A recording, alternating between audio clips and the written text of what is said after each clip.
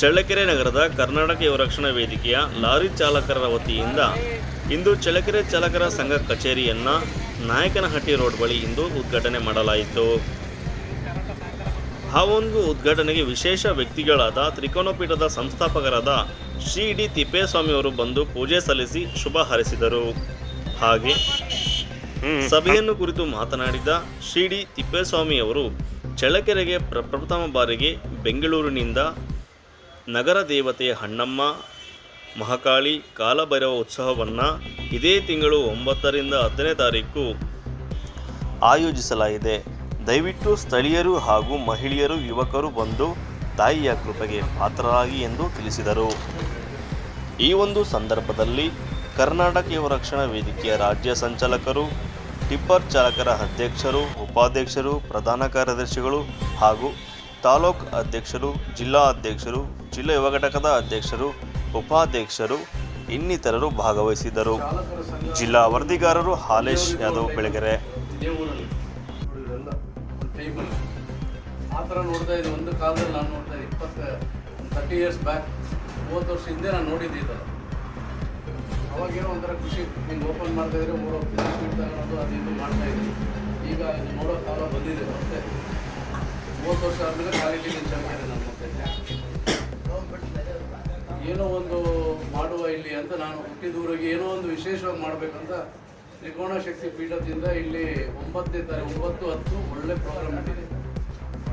9ನೇ ತಾರೀಕು ಸಾಂಸ್ಕೃತಿಕ ಕಾರ್ಯಕ್ರಮದಿಂದ ಅಣ್ಣಮ್ಮ ಮಹಾಕಾಳ ಮೆರವಣಿಗೆ ಇದೆ. TNT ಮಿಲ್ಲಿಂದ ಅಪ್ಪಶಂಕರ ಇದೇ ರೋಡಲ್ಲಿ ಹೋಗುತ್ತೆ. ಹೆಚ್ಚಿನದಾಗಿ ಹೆಣ್ಮಕ್ಳು ಸೇರಬೇಕು ಅಂತ ಹೇಳ್ತೀವಿ. ಕಳಶದ ಪ್ರಾಮುಖ್ಯತೆ ಅಂದರೆ ಯಾರು ಕಳಶ ಓಡ್ತಾರೋ ಅವ್ರ ಮನೆಗೆ ಕೊಡ್ತೀನಿ ನಾನು ಪೂಜೆ ಮಾಡಿ. ಅದೇ ತುಂಬ ವಿಶೇಷ. 3 ದೇವರದ ಆಶೀರ್ವಾದ ಇರುತ್ತದೆ. ಮತ್ತು ಕಳಶ ಓರೋರಿಗೆ ಅವ್ರು ಯಾರು ಓಡ್ತಾರೋ ಮನೆಗೆ ಹೋಗಿ ಸೀರೆ ಕೊಡ್ತಿದ್ದೀನಿ. ಓರ್ಬೇಕು ಮಾತ್ರ ಕಳಶ 7 ಕಿಲೋಮೀಟ್ರ್ ನಡಿಬೇಕು ಅಂತ ಕಳಶ ಓರ್ಬೇಕಂತ ಹೇಳ್ತಾ ಇದ್ದೀವಿ. ಈಗ ಏನಾಗುತ್ತೆ, ಸುಮ್ಮನೆ ಅಲ್ಲಿಂದ ಕಾಲು ನೋವು ಅದು ಅಂತ ಅರ್ಧಕ್ಕೆಲ್ಲ ನಿಂತ್ಬಿಡ್ತಾರೆ. ಕಳಶದು ಪರಿಪೂರ್ಣ ಸಿಗಲ್ಲ ಯಾರಿಗೂ. ಪರಿಪೂರ್ಣ ಸಿಗಬೇಕಂದ್ರೆ ಪರಿಪೂರ್ಣವಾಗಿ ನಡಿಬೇಕು. ಅಲ್ಲಿ ಹೋಗಿ ದೇವರನ್ನ ಸನ್ನಿಧಿ ಇಟ್ಟು ಸಂಜೆ ಪೂಜೆ ಮಾಡಿ ಬೆಳಗ್ಗೆ ಮಹಾಮಂಗಳಾರತಿ ಆದಮೇಲೆ ಡಿಸ್ಟ್ರಿಬ್ಯೂಟ್ ಮಾಡ್ತೀವಿ ಎಲ್ರಿಗೂ.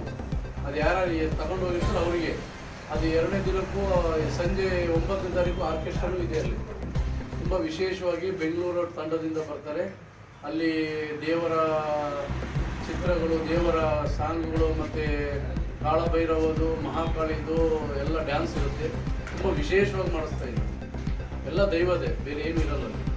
ಹಾಗಾಗಿ ಎಲ್ಲರೂ ಹೆಚ್ಚಿನದಾಗಿ ಸೇರಬೇಕಂತ ಕೇಳ್ಕೊಂತೀವಿ. ಬೆಳಿಗ್ಗೆ ಭಾನುವಾರ ಎಲ್ಲ 9ರಿಂದ 11 ಗಂಟೆ ಮಹಾಮಂಗಳಾರತಿ ಪೂಜೆ ಇರುತ್ತೆ. ಅದಾದಮೇಲೆ ಎಲ್ರಿಗೂ ಭೋಜನ ವ್ಯವಸ್ಥೆ ಮಾಡಿದ್ದೀನಿ. ಎಲ್ಲರೂ ಬಂದು ಊಟ ಮಾಡ್ಕೊಂಡು ಹೋಗೋದು, ಪ್ರಸಾದ ತಗೊಂಡು ಹೋಗೋದು. ಕಾಳಿ ಪ್ರಸಾದ ಎಲ್ಲೂ ಸಿಗಲ್ಲ ಬಿಡಿ, ಓನ್ಲಿ ಅದು ಕಲ್ಕತ್ತಾ ಕಡೆ ಮಾತ್ರ ಮಾಡೋದು. ಅದಕ್ಕೆ ಮೊದಲನೇ ಸತಿ ಕಾಳಿನ ಇಲ್ಲಿ ಅಣ್ಣಮ್ಮ ಕಾಳಿ ಬರೋದೇ ವಿಶೇಷ ಈ ಊರಿಗೆ. ಬೆಂಗಳೂರು ಬಿಟ್ಟು ಅಣ್ಣಮ್ಮ ಬಂದಿಲ್ಲ, ಕಾಳಿನೂ ಬಂದಿಲ್ಲ. ನಾವು ಈಗ ಕಲ್ಕತ್ತಾ ಕಡೆ ಬಂದಿಲ್ಲ. 2 ಹೊಸ ಮುಖಗಳು, ಹೊಸ ದೇವರುಗಳು ಈ ಕಡೆ ಯಾರು ನೋಡಿಲ್ಲ ಬಿಡಿ ಅಷ್ಟು. ಅದಕ್ಕೆ ಅದರ ಜೊತೆಗೆ ಕಾಳಭೈರವ. ಅವ್ರು ಕಾಳಭೈರವ ಅಂದರೆ ಏನು, ಸಮಾಧಿಯಲ್ಲೇ ಇರೋದು ಜಾಸ್ತಿ. ಅವ್ರ ಸ್ಥಾನವೇ ಅದು. ಉದ್ಭವ ಆಗೋದೇ ಅಲ್ಲಿಂದ ಶಿವ. ದಿನ ಚರಿತ್ರೆ ಸ್ಟಾರ್ಟ್ ಆಗೋ ಶಿವದು ಸಮಾಧಿಯಿಂದಲೇ. ಅದು ಎಲ್ಲರೂ ಅಂತ ಶಿವ ಬೇರೆ ಬೇರೆ ರೂಪದಲ್ಲಿ ಇರ್ತಾರಷ್ಟೇ. ಇದು 10 ರೂಪದಲ್ಲಿ 1 ರೂಪ ಕಾಳಭೈರವ. ತುಂಬ ವಿಶೇಷವಾಗಿದೆ ಕಾಳಭೈರವ ಅಂದರೆ. ಎಲ್ಲರ ಜನ್ಮದಲ್ಲಿ ಅದಿರಬೇಕು ಅಂತಲೇ ಈ ಕಡೆ ಸೃಷ್ಟಿ ಮಾಡುವಂಥ ಆ ದೇವರನ್ನೆಲ್ಲ ಈ ಕಡೆ ಕರ್ಕೊಂಡ್ಬರ್ತಾ ಇದ್ದೀನಿ. ಅದಕ್ಕೆ ಹೆಚ್ಚಿನ ಜನ ಎಲ್ಲ ಸೇರಿ ಸ್ವಾಗತಿಸ್ಬೇಕಂತೇಳಿ ನಿಮ್ಮಲ್ಲಿ ಕೇಳ್ಕೊತಾ ಇದ್ದೀನಿ. ಎಷ್ಟು ಒಳ್ಳೆ ಬರ್ತಾರೋ ಅಷ್ಟು ಒಳ್ಳೇದಾಗುತ್ತೆ ಅಂತ ಹೇಳ್ತೇನೆ.